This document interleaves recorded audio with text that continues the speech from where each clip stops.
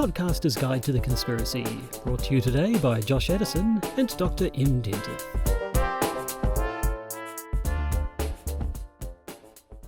Hello and welcome to the Podcaster's Guide to the Conspiracy. It's nearly Christmas here in Auckland, New Zealand. I am Josh Edison there, Dr. M. Dentith. And I have just run out of whiskey. Just in time too, because this is probably our last episode for the year. Yeah. I think so. I think this is we could squeeze another one in, but maybe we'll just have a little Christmas bauble next week or something. Just something to tide you along until when we resume recording sometime in January. And that sometime in January is going to be a bit of a flexible up feast. in the air, yes. Because I am translocating from this lovely location in Milford on the north shore of Auckland to a little coastal town in the south of China called Zhuhai, where I'll be taking up a new position as Associate Professor of Philosophy. Now, I don't know when I'm leaving next month, and I will be doing 2 weeks of quarantine when I get there. So we're going to have to be a bit flexible as to when things resume, which means this is technically, although actually not, one of our last in-person recordings, because there's something special coming up for episode 300, which we're going to film in advance. Yeah, not just record. Episode 300 will be, it won't be a televisual spectacular, but it'll make a lot more sense if you actually watch it. I mean, we could kind of do it as an audio podcast thing, but I think it'd be missing something. I mean, it'll kind of work, but at the same time, you do kind of want the video for that one. I think so. I think that's true, yes. But I've said too much. Or possibly just the right amount. But it's also true. So for our last sort of proper full episode for the year, we have another edition of Conspiracy Theory Masterpiece Theatre. Now, I've been thinking these ones tend to go over time a little bit, I think, because there's always a lot to talk about. But fortunately, this time we're filming in person, which means we're filming on my camera, which has a fairly hard limit of about 40 minutes before the memory card hits its file size limit, and it just plain stops recording. So That's true. We're turning a technological limitation on an Android phone into a feature for keeping this podcast short and succinct. Yep. So I'll be keeping a track of the time, and if I notice, you'd never get a short episode if you're recording on an iPhone. No. Well, yes, exactly. You heard it here, folks. Android phones make for shorter podcasts. It's scientifically proven. And shorter is better. Or at least your Android phone makes for short podcasts. I'm actually feeling sure it's not a limitation. The memory card. Well, no, it's a file system limitation thing. I don't know if it's possible. Yeah, it doesn't matter. It doesn't matter. The point is, we'll try to keep things brief. If I notice us rambling and digressing, either one of us, I will make a point of slapping him soundly about the face to get us back on track. But before we do that, we should open our Christmas presents. Oh, we're going to do it. We're going to do it live on air. We are. Well, in part because what I'm giving you really is, it's kind of related to the podcast. Okay. Which means this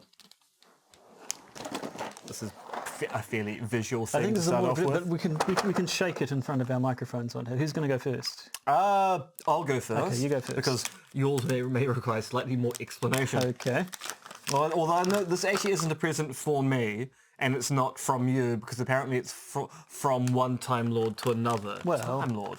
We did establish earlier this year that you are indeed a doctor and I am indeed a master. Ooh! Ooh, it's an alien queen. Just like the thing that burst out of my stomach last week. But a tiny one, so it can probably fit in your luggage to China. Or my stomach. Or your stomach, yeah, exactly. That would actually be more appropriate. Indeed. Okay, so mine is a little more. Let's get some good paper wrapping action going on into the microphone there. Yeah. For those of you who can't watch. No, I don't even. I'm just. It's open now. I'm just crumpling the paper more just for the ambience. Okay, I don't know what this is.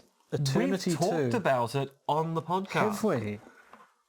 Is this a board game or a jigsaw? No, remember Christopher Monkton and the puzzle that you can solve to basically win his house? This is a complete version of it. Now, admittedly, the competition has run out, but I'm figuring next year, if I get you a time machine and you can solve this, then we can fund the development of the time machine from the winnings you got from solving the eternity puzzle. Now, admittedly, that means changing history, which means that the podcast episode we did will now be inaccurate, and our lives will go in completely different directions a la sliding doors. But at the same time, you could be winning US $2 million. $2 million. Yes. Very well. Oh well, good thing it's the holiday season. I'll have I imagine a week or two. Probably be enough. And the fact you've got children. Well, yes, exactly. They can. If they get help, bored, probably. you can go, look, just solve this. You can't be bored when you're trying to solve a puzzle set by Lord Christopher Monckton. Indeed. Now, I should point out this was discovered down in Kirikiriroa by patron of the podcast, Georgia, who pointed it out to me in a shop, and I went, oh, got to have it. That must be a rare item. 6 weeks later, there was another copy of it in the very same store. Okay, so I think there's a lot of people stockpile. in Hamilton who got very, very bored about 10 years ago, thought they could win their way out of Hamilton, and now they're just putting them on the shelves as they get sold to fools like me, given to fools like you. Excellent. Well, thank you and Merry Christmas then. Merry Christmas and a Happy New Year to you all. Right, I think that's the festivities out of the way. Indeed. Have you been keeping an eye on the time? It It doesn't matter because we can stop when we do the chime. You see, that can be the cunning splice between two different shots. So we start anew at the start of the main bit of the episode, which is going to start now.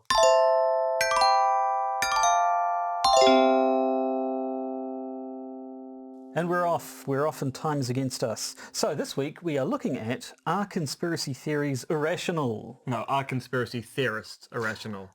That is an excellent start to this episode. Are conspiracy theorists irrational by David Coady? We're still looking at that issue of Episteme from 2007. A special issue entirely devoted to conspiracy theories, which we're covering all but one article from. This one is following on after the one from Neil Levy that we looked at last time. So there's a bunch of things we could say about it, but we should probably just pile straight in and come to our conclusions at the end, because that's where conclusions belong. Oh, sometimes you like to front-load a conclusion and then explain your reasoning why. That's true. And in fact, this abstract does kind of include the conclusion of it, so shall we read that? Indeed. Would you like to do the honours? Why not? The paper starts as follows. It is widely believed that to be a conspiracy theorist is to suffer from a form of irrationality. After considering the merits and defects of a variety of counts of what it is to be a conspiracy theorist, I draw three conclusions. 1. On the best definitions of what it is to be a conspiracy theorists do not deserve the reputation for irrationality. 2. There may be occasions on which we should settle for an inferior definition, which entails that conspiracy theorists are, after all, irrational. 3. If and when we do this, we should recognise that conspiracy theorists so understood are at one end of a spectrum, and the really worrying form of irrationality is at the other end. Ooh, portentous. Now, this paper's going to be interesting, because the position that David Coady defends in this paper, he will be promptly giving up. And I notice it does seem a little bit different from the position he defended in the papers of his that we've looked at before. So to my mind, this is one of those academic papers where an author is working through a set of abstract issues they have with a position. They defend one particular conclusion that they've come to, and then a few years later they go, oh, actually the consequences of believing that are terrible, so I'm going to go in a completely different direction. So when we come back to David Coady in a few months' time, and we see his revised position, this paper is going to look very interesting indeed. Okay, well it starts with an introduction, as all good papers should, which basically covers the ground that we've seen a lot before. He says conspiracy theorists are generally assumed to be irrational. This assumption is so deeply entrenched in our culture that when people learn that I defend conspiracy theorists against a variety of criticisms, they often assume that I am eo ipso defending irrationality. I am not. Neither, of course, am I denying that there are irrational conspiracy theorists. Now let me point out, I really don't like academic authors who just dump bits of Latin or Greek into their papers without any ipso explanation. facto, I've heard eo ipso is a new one on me. And let it stay that way. I remember one time, I'm digressing, but briefly, Your time starts now. in a paper, in a philosophy of mind paper, we had someone use the term soi-disant, and the entire class was like, what does that mean? And the lecturer's like, I don't know what that means. Let's find out next. And so next week he came back, it means so-called. Instead of saying so-called, he just chucked a bit of French in there, just to frog It used to things kind up a of be bit. de rigueur in philosophy to simply use a bit of Latin and Greek whenever possible. Even since 2007, that culture is shifting dramatically, in part because there are people who are now going through graduate programs who are going, actually, I'm not entirely sure what eo ipso actually means. I mean, I've got an idea from the context, but at the same time, he could have just said they often assume that I am also defending irrationality. Anyway, so he starts by talking about Charles Pigden, whose work we've looked at plenty before, and his definition of what a conspiracy is and what a And conspiracy gives a theorist nice is. pithy version of Charles's argument, which is basically if you believe in conspiracy theories, you're a conspiracy theorist. If you believe the news and you believe history, you're a conspiracy theorist. No matter what you believe, it turns out you have to be someone who believes in conspiracy theories because either history is littered with them or you think that history is a lie and thus Either way. everything is a conspiracy theory. And so he sort of says that, well, okay, so if everyone's a conspiracy theorist, then A, that must be fine, because we're not all of us all irrational all the time, and B, it kind of means the term's kind of useless then. If everyone's a conspiracy theorist, then it tells us nothing to say that someone's a conspiracy theorist, which I thought was a little bit, he glossed over that a little bit quickly. I mean, there's nothing inherently wrong with a conspiracy theorist, but surely the point is that not all conspiracy theories are created equal. Now, see, a lot of this is going to rest upon how he defines who counts as a conspiracy theorist, as we see later on in this paper. But so he says, I suspect that Pigden would heartily endorse this idea, that being the idea we should just get rid of the term conspiracy theorist. But there are two problems with leaving things there. One is that it is not likely that the concept is going away in the short to medium term, and virtually certain that it is not going away as a result of being deconstructed in philosophy journals.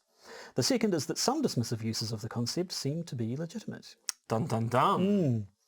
So we go into section 2, conspiracy theorists in the context of discovery. So now's when we start actually looking into how he defines conspiracy theorist.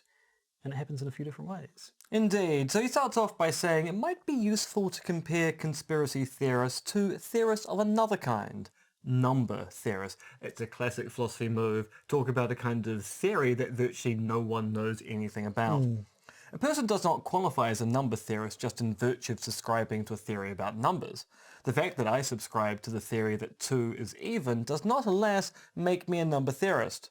Likewise, we shouldn't say that someone is a conspiracy theorist just because he subscribes to a theory that posits conspiracy.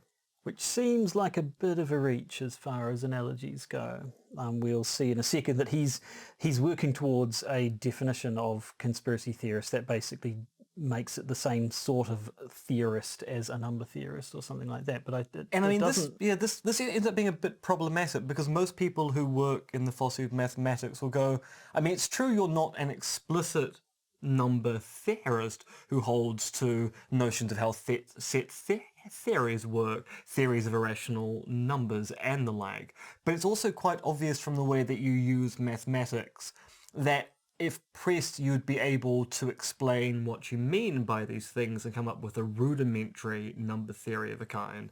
So it's a difference between being a number theorist in kind of capital letters versus, well, I suppose I am a number theorist because I use numbers. I just wouldn't be very good at describing what my number theory is, but I'm fairly sure I've got one. But so David Coady is saying this because he basically wants to propose a definition of conspiracy theorist which goes as follows. A conspiracy theorist therefore may be defined as a person who is unusually willing to investigate conspiracy. A conspiracy theorist, so understood, actively investigates whether conspiracies have taken place or are taking place, and when and if he discovers them, tries to publicly identify the conspirators. For the rest of this section, I'll use the expression conspiracy theorist in this sense, and he does. which seemed a little bit... The first thing that... when we looked at his earlier paper, Conspiracy Theories and Official Stories, the thing that struck me right from the start was that he seemed to be basing everything on the idea that how our definitions of conspiracy theory and so on should match the more colloquial usage of the words. And yet here he is proposing a definition that seems to be kind of opposed to the more colloquial meaning of conspiracy theory. Well, I mean, it's a little bit hard to tell because I think the kind of conspiracy theorist he has in mind, and I think this becomes clear later on in the paper, is someone who irrationally believes in some kind of conspiracy theory. So he is kind of rejecting Pigden's argument that it turns out we're all conspiracy theorists of some stripe, because he's going actually to make sense of the common usage of conspiracy theory. We need to narrow down the concept to some notion which describes what people usually mean when they accuse someone of being a conspiracy theorist. So in that respect, he probably is being slightly consistent with his earlier work, but at the same time not being consistent with how he talked about how we should talk about conspiracy theories in that work. But anyway, we needn't insist on consistency. People are allowed to change their minds and views evolve and what have you. And straight away after making this definition, he does make what I thought was quite a good point, which is he says, notice that conspiracy theorists so understood need not be particularly inclined to believe in conspiracies. A person may quite rationally investigate whether a conspiracy has occurred without believing that it has, if discovering that it occurred, if it did, is important enough. And then talks about political conspiracies and politics and says how basically it's the sorts of conspiracies that could show up in the political world are important. We need to know about them. A functioning democracy relies on an informed voter base, and any conspiracies that would seek to hide information or to muddy the waters of information, what have you, is something that should be investigated and found out about. Yes, I mean, as they say, the price of freedom is eternal vegetables. Exactly, that is exactly it's what I say.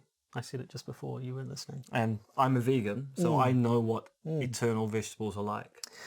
High in fibre. That's what a democracy needs, a high fibre Lots of diet. fibre. Oh, so much fibre. So anyway, he says...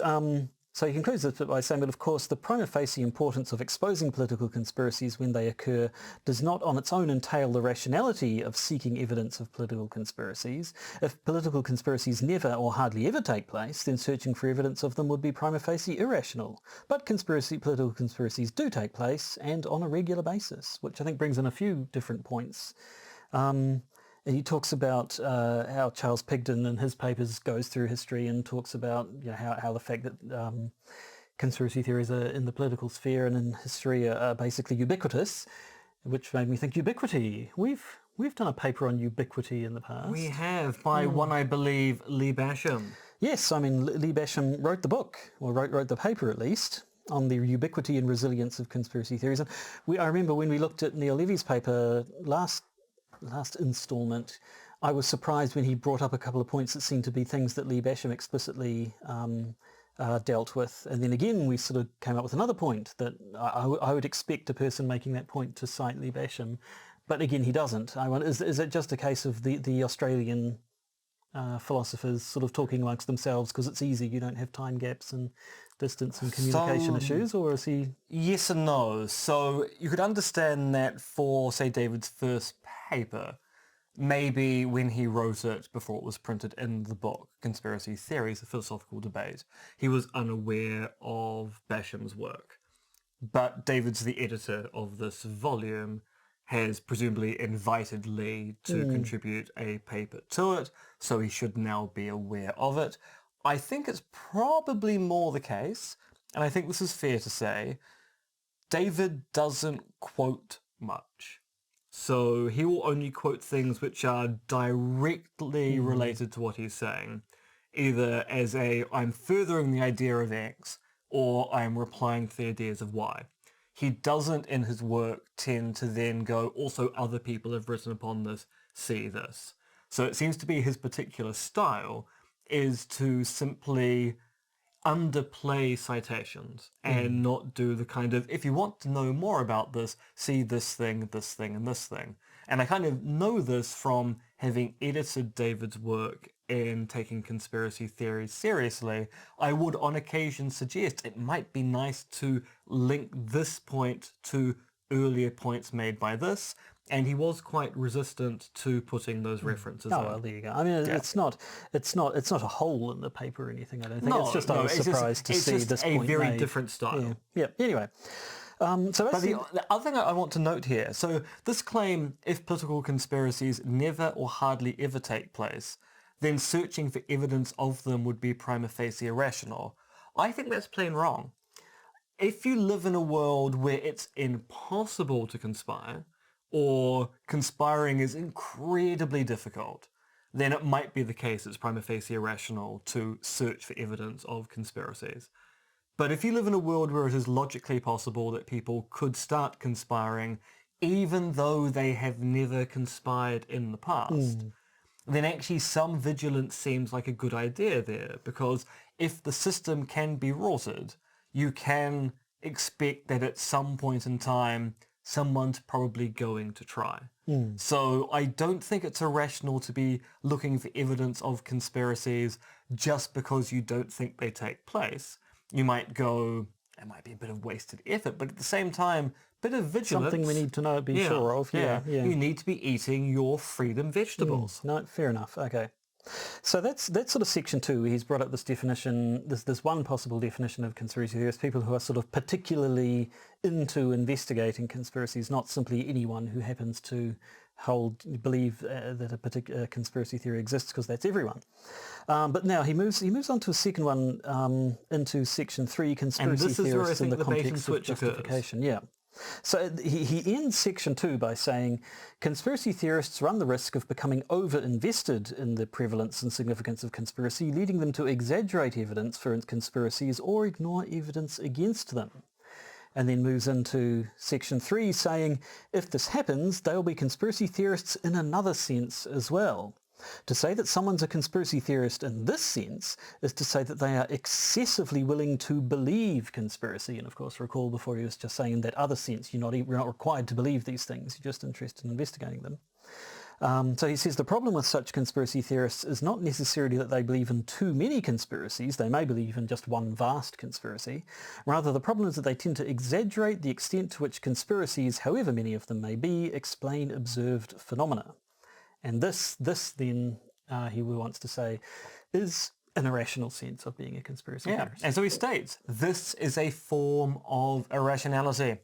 And it is certainly what some people have in mind when they talk dismissively of conspiracy theorists. But this rhetoric has the potential to be extremely misleading. We don't normally stipulate that the theorists about a certain subject matter are irrational by definition. No, so these people aren't irrational because they believe conspiracy theories per se. There's nothing in the nature of conspiracy theories that means just believing in one makes you irrational. And he points out that flat earth theorists are obviously irrational, but they're not irrational by definition. Their irrationality consists in the fact that their putative subject matter obviously does not exist. Conspiracies, by contrast, obviously do. So the irrationality comes in from the excessive belief, the willing to believe too heavily in conspiracy theories, and presumably the reluctance to disbelieve in them or to believe in evidence against them. And indeed, this has a label in the academic literature. This is conspiracism. Right. And there's a paper by someone on that.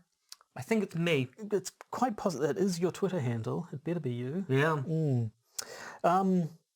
Yeah, so he thinks, he says, that this definition, it's a little bit patchy, but he says it may be justified to some extent by widespread usage, which has its own authority on questions of meaning. And that's now we're getting a bit more Aristotelian. I think it's the way people Aristotle. I think he likes his Aristotle. Is the thing.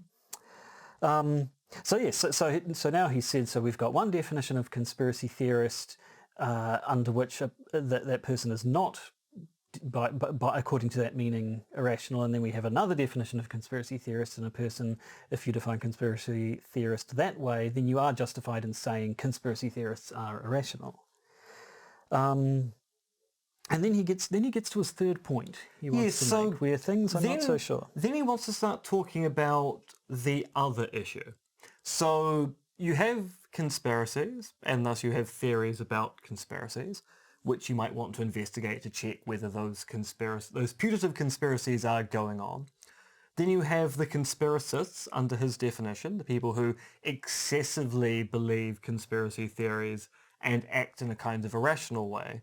And then he goes, there's a third group, and those are the people who irrationally don't believe that conspiracies occur, which he then calls, he labels them coincidence theorists, saying in the paper, this is a term that has come up recently, and it is true back around 2005, 2006, 2007.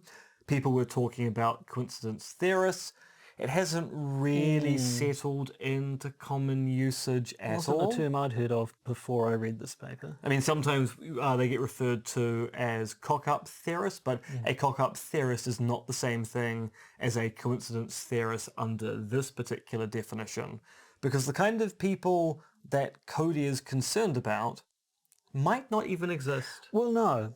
So he gives examples of the kinds of things a conspiracy theorist might believe. A coincidence theorist might believe. He says, a hardened coincidence theorist can watch a plane crash into the second tower of the World Trade Center without thinking there is any connection between this event and the crashing of another plane into the other tower of the World Trade Center less than an hour earlier.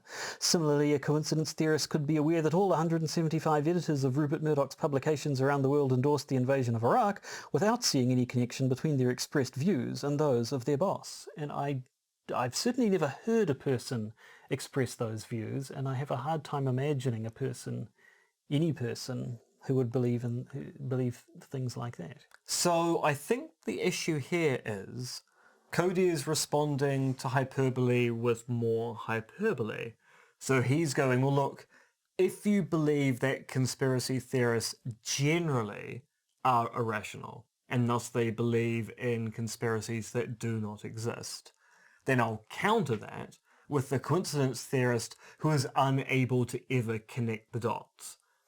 The problem is he doesn't really make that move explicitly. I think that's what he's trying to do, which is, if you think conspiracy theorists are weird, you'd think that coincidence theorists are weird too. That's a reductio ad absurdum, ipso facto, more Latin. We shouldn't actually use either terms, but it's not clear from the way he's written it that he's actually engaging in hyperbole here, because I'm assuming that's what he's doing. He's going, this is ridiculous, which is why you shouldn't believe the other ridiculous thing. But it doesn't really come across that way. No. Yeah. And at any rate, having talked about the coincidence theorists, he says there is also another sort of people who are irrationally reject conspiracy theorists, and he calls these people institutional theorists. And this is more of that sort of the Hanlon's razor, never attribute to malice what can be attributed to stupidity or whatever. He's the people who don't believe in conspiracy theories and prefer to believe in sort of institutional explanations of things. He gives the example of Edward S. Herman and Noam Chomsky, who talk in the example of their book of how they prefer explanations that talk about sort of systemic, society-wide, institutional explanations of things, and kind of reject the idea of sort of, I don't know, is it the whole great man theory of history, the idea that the actions but also of the fact that individuals... Chomsky rejects the idea of conspiracy theories as well. He doesn't think that people should talk about them because he thinks they're intellectually wasteful. He doesn't like his theories being labelled as conspiracy theories. He's very much going, no, don't talk about conspiracy theories, only talk about these things going on here. But Coady doesn't have any truck with this line of thought. He says one problem with this whole line of thought is that impersonal explanations in terms of institutional structures and market forces are not inconsistent with conspiratorial explanations. Many institutions owe their existence, at least in part, to conspiracies. Think of the United States government's debt to the conspiratorial activities of the Founding Fathers. And many institutions themselves regularly conspire. Indeed, many institutions do little but conspire. Think of the CIA or the KGB. So yes, believing that institutions are the main explanatory force behind things doesn't mean you can discount conspiracy theories. And then also the problem is, I think he said that I think people like to talk about that because then the solutions to problems are we need to change these institutions, which seems like a more sophisticated, more grown-up solution than simply saying, well, we need to get rid of these conspirators, we need to stop the evil people. But he says, while there's certainly something to this concern, the alternative strategy of concentrating on systemic or institutional change comes with its own dangers. First, it can be unrealistic, at least in the short term where most of us live our lives. Second, as history has often demonstrated, the new institutions may be worse than the ones they replaced. And then moves on to Section 4, Conspiracy Theorists and Official Stories. And now we're back in more familiar ground. He is replying to Levy. So he talks of his original paper, Conspiracy Theories and Official Stories, where he said that conspiracies were opposed to official stories. He sort of paraphrases himself as saying that therefore conspiracy theorists are unusually reluctant to believe official statements. And so then looks at Neil Levy's Radically Socialized Knowledge and Conspiracy Theories, the last paper we looked at. And he agrees with some of what Levy says and disagrees with some of it. He agrees that there are epistemic authorities whose pronouncements we should believe in, but he doesn't agree that these pronouncements are necessarily the quote-unquote official story. Yes, because official is doing a rather special set of work here, rather than simply being epistemic authority. When something becomes official, it's been endorsed by a particular institution, and the connection between that institution and epistemic expertise is not necessarily tight. So he says, Levy quite rightly distinguishes epistemic authorities from other authorities, in particular governmental ones. But although the statements of governmental authorities on certain topics may, and in certain circumstances perhaps must, have official status and hence be official stories, the statements of epistemic authorities often have no official status. And he mentions Lysenkoism, which we talked about all the way back in episode 226. The geneticists in the USSR who opposed Lysenkoism, who were the appropriate epistemic authorities but had no official endorsement. Got thoroughly sidelined. And so where Levy pointed out, as he did, that government and epistemic authorities can disagree, and I think that the example he gave was talking about the US government's official position on climate change versus the position of actual climate change scientists. So whereas in that case Levy said, but it's the epistemic authorities, the ones who have the official story.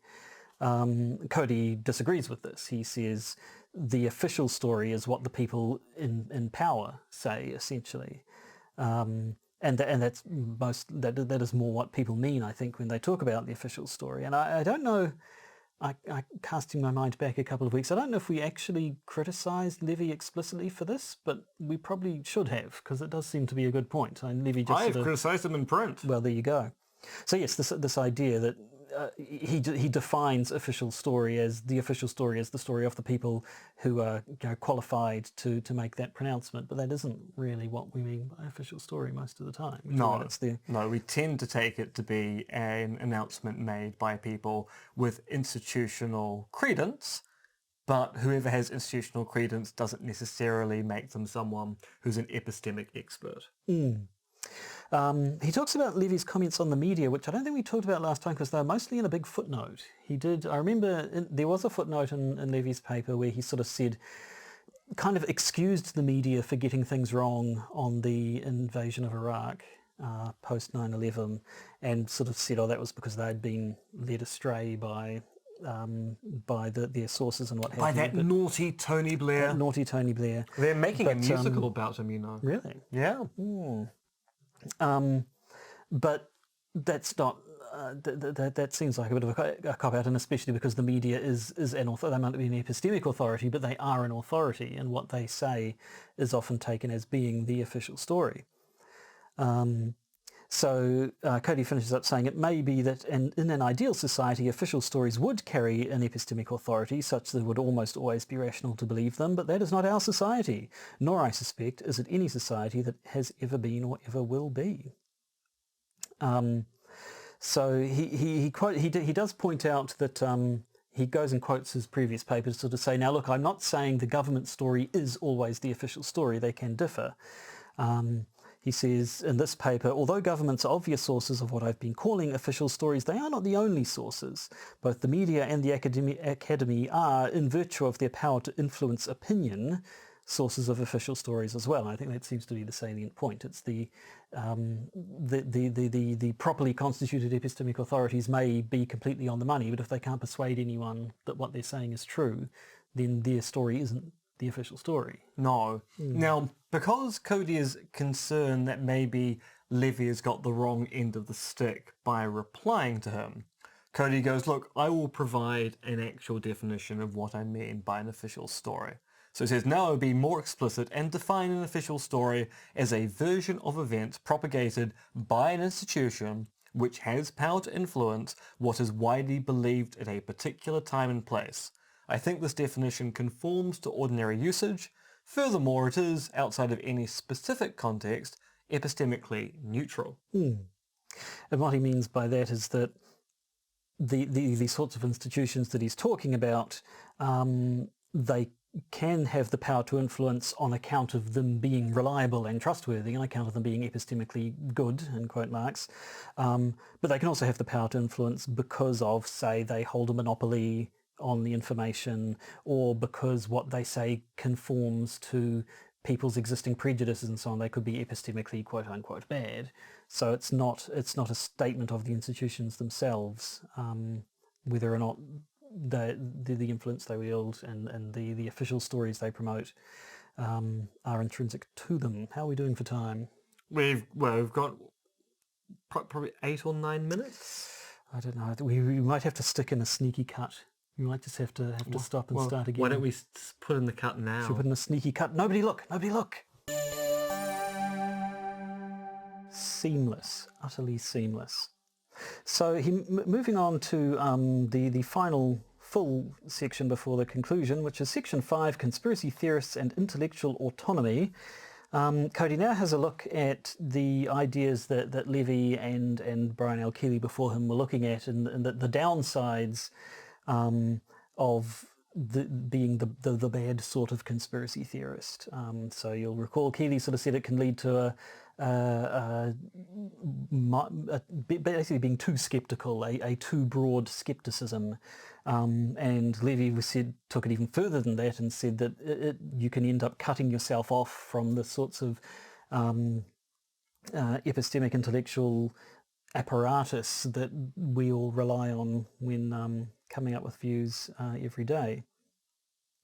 In other words, we can end up having too much intellectual autonomy. It's the title of the section. So he says, Levy, like Keeley, seems to have misidentified the nature of the debate between defenders of the official story and conspiracy theorists. Conspiracy theorists, understood as people predisposed to be skeptical of official stories, are not, or need not be, any more skeptical about epistemic authority or expertise as such than other people. Rather, they merely have a particular view about who the epistemic authorities or experts are. Which, I mean, on the face of it, that does kind of make a bit of sense, especially if you look in this day and age, the people who, reject the MSM, but will think, the real authorities are Donald Trump or previously Fox News, although now they've gone and fallen out of favour as well. Now it's Newsmax. But I do feel this is another unkind gloss on Keeley, in that Keeley is talking about mature, unwarranted conspiracy theories, where it turns out that if the conspiracy theory simply hasn't gained adequate new evidence to show that people should change their mind, then there's something going wrong both at the evidence and the expertise level there. He's not saying this is true of conspiracy theorists in general.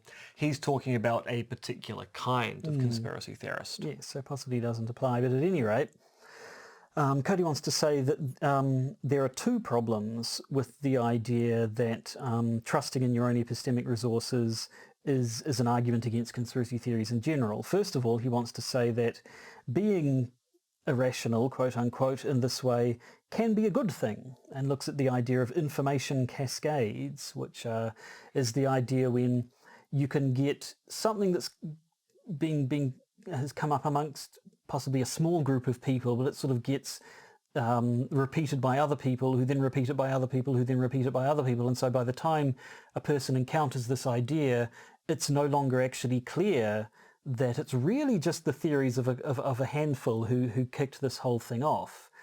And so you may think that you're doing what Levy says and relying on the whole body of human knowledge in determining what's right and wrong, but really you're not.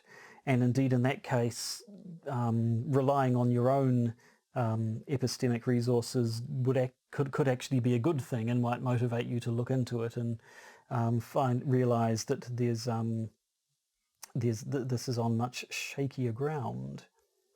In fact, let's give Coady's word on it. He says, if the early answers exhibit a clear pattern, people later in the sequence may decide to ignore their own epistemic resources and follow the crowd. This belief-forming strategy can be entirely rational from an individual perspective, especially if expertise on the question at issue is reasonably evenly spread amongst the group. The epistemic danger of the strategy, however, is that it can lead to relevant evidence being hidden from those later in the sequence. Thus, the epistemic authority of thousands of people can be largely illusory, because most of them have had their beliefs determined by a handful of people at the beginning of the sequence. I'm sure we've talked about cases like this in the past, but I can't for the life of me remember when. But I've definitely had conversations about this in the past. I remember sort of people talking to some weird and wacky belief and saying, how can people possibly believe this? And it always seemed to me, well, okay, you start with some sort of bullshit premise, like if I think it was in the context of your Jordan Petersons or your Stephen Molyneux or something. You start with some bit of a historical nonsense or idea that it can be scientifically proven that certain races are superior to other races or something obviously bollocks. And then from that you draw this conclusion, and from that conclusion you draw another conclusion, and from that one you draw another conclusion, and a person who comes into it at this point may simply sort of see, A leads to B, leads to C, leads to D, leads to E. You may only come in at the point where it says D leads to E, which might be quite a sensible inference, and so therefore it looks sensible because you're not aware that it started from nonsense in the first place. Yeah. Yeah, there are clear examples of people who get a belief which was kind of settled earlier on in the sequence and then follow through from that point without ever having looked at what A, B, and C was before they jumped in at D. And so information cascades are an issue. And information cascades are an issue in all kinds of beliefs. And indeed, one of the frequent examples you get in the philosophy of science and the sociology of science is that most of us have a fairly naive belief in science when you start thinking about it. Because most of us haven't done any of the foundational work to be able to understand why we think climate change is occurring, why we think that mRNA vaccines aren't a bad idea.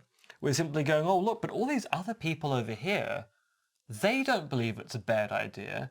I agree with them. And so I've caught up with where they are now, and I can read a few Wikipedia articles, read Scientific American, skim the abstracts in Nature, and now I feel as if I know everything about epidemiology. This is a problem generally for most beliefs in a complicated world, because most of us aren't, to use the old parlance, the gentleman scientists sitting in their armchair going, so from first principles, I think of a single unit, and then I go, what if I double that unit? No, now I have a set. Now I could have multiple sets of different sizes. Oh, now I've got the idea of complicated addition, but also various means of subtraction and also multiplication. And if you don't stop me, I'm just going to continue going down this Is mathematical it time rabbit for you hole. to slap you full across the face? Yes. Well, I'm not gonna. No. Just the threat of it's enough. Okay, so he has. Coady wants to say there are two problems with Levy's idea, that it's bad to rely solely on your own epistemic resources. So one of them is that sometimes it's actually a good thing to do this. It might clue you into the fact that you're sort of in this information cascade sort of sequence. And then he also wants to object to this, saying that being irrational in this way, that relying on your own epistemic resources, isn't anything to do with conspiracies per se. He says, even if such intellectually autonomous people did deserve criticism, they do not deserve to be called conspiracy theorists in either a pejorative or a non-pejorative sense, because the errors have nothing in particular to do with conspiracy. So I think that's basically the point you just made. It's a general thing. It's not. And you see nice examples of this, people who believe in perpetual motion machines. They don't believe in a conspiracy by big inertia to stop people in believing in the idea of perpetual motion. Instead, they go, I'm rather clever. People are wrong to think you can't generate a perpetual motion machine. I mean, I've seen them in shops. And so they generate these beliefs, and they do all this self-sustaining work, and they do their own research. There's nothing conspiratorial about that.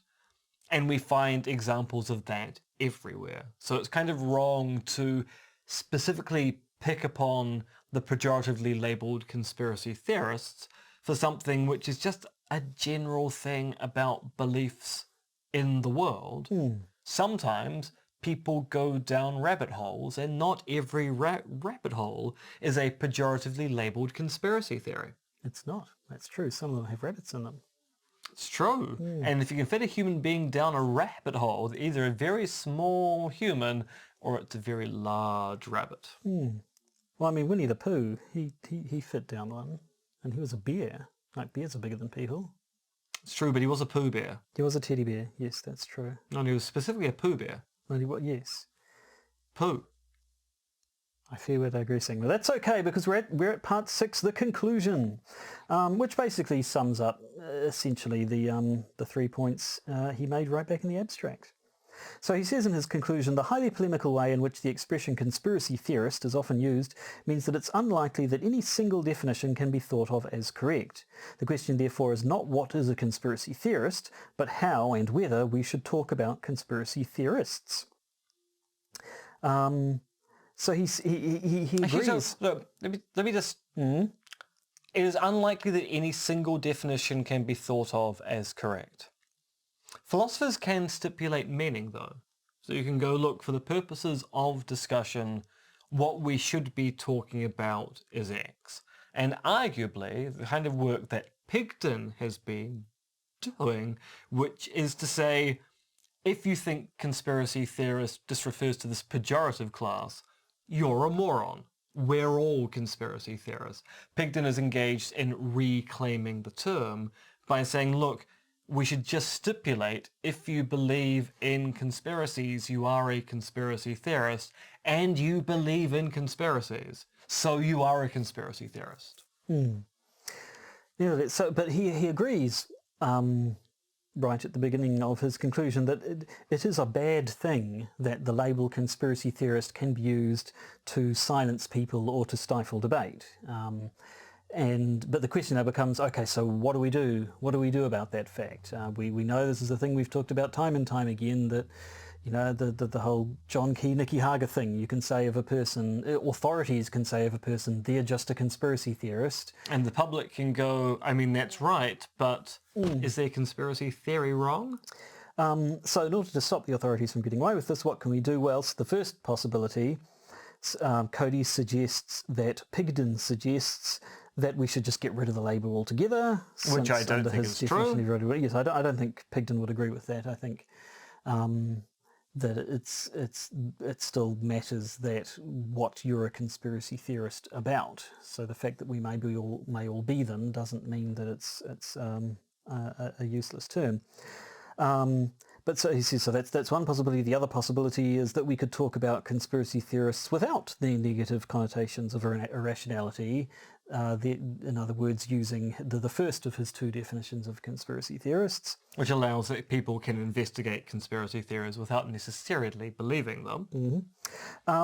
Or we could use the more pejorative definition that he also gave, but says that if we do go with that definition of what it means to be a conspiracy theorist, then we should also acknowledge the other extreme, these people who are, for whatever reason, they're coincidence theorists, they're institutional theorists, they're just overly credulous and trusting, and so that they are irrationally disinclined to believe in conspiracies. And he says that's a little bit trickier because we don't actually have a catch-all term for people who are irrationally disbelieving of conspiracy theories. And so finishes his paper by saying, until we come up with a single expression to cover all these ways of irrationally avoiding belief in conspiracy, we need to radically change the way we think about conspiracy theorists.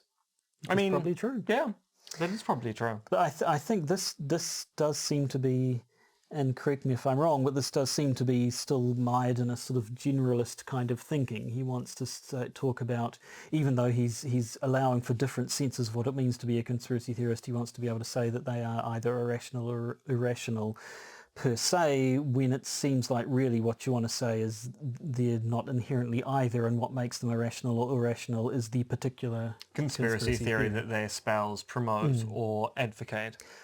And as I say, this paper is interesting because, as we will see relatively soon, Coady's subsequent work is don't use the terms. Don't talk about conspiracy theories. Don't talk about conspiracy theorists. They're both weaponized terms used by people in positions of power as propaganda tools to label views that people in power don't like as being irrational. So at the moment he's going, we could follow Pigden and just get rid of the term, but really I think that's not going to work because people will continue to study these things and the term is in use, and in a few years' time he's going, nope, get rid of it. Just get rid of it. Whereas, the likes of Lee Basham are putting forward more particularist views at this point in time, aren't they? Yeah. Has the term particularism showed up? You said there was one person. So there's a paper coming up which is Conspiracy Theories and Fortuitous Data. And that is where Joel Bunting and Jason Taylor will suddenly go, actually, we can talk about this as being generalism and particularism.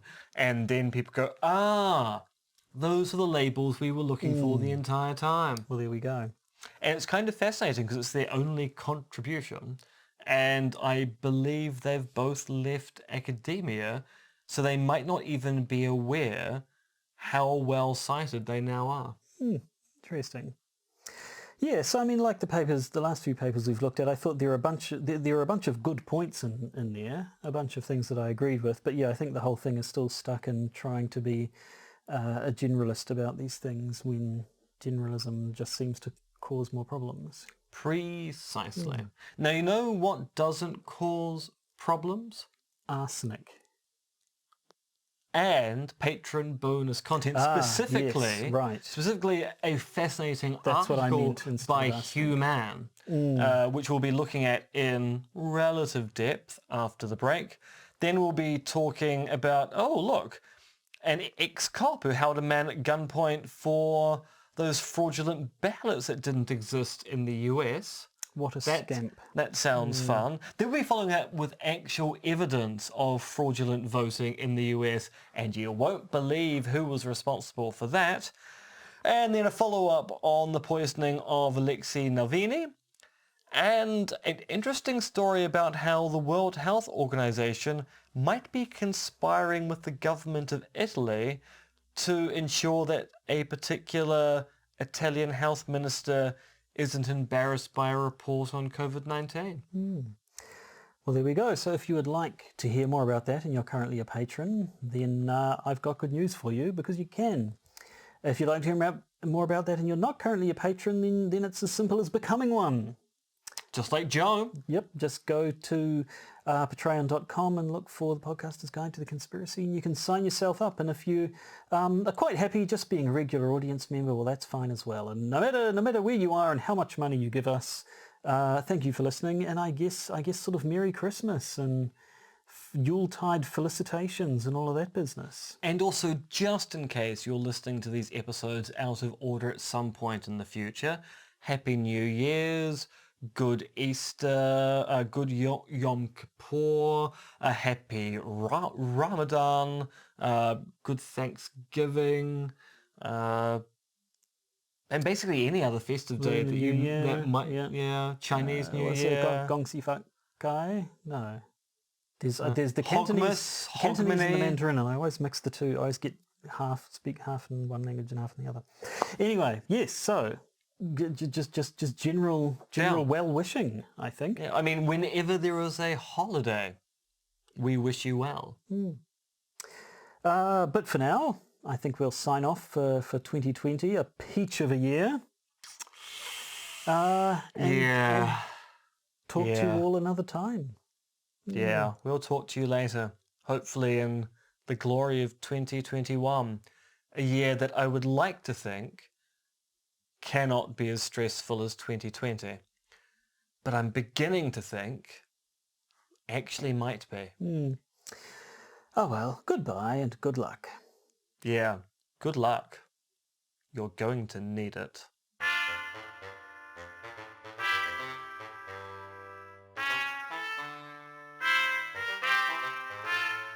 You've been listening to the Podcaster's Guide to the Conspiracy, starring Josh Addison and Dr. M.R. Extended, which is written, researched, recorded and produced by Josh and M. You can support the podcast by becoming a patron via its Podbean or Patreon campaigns.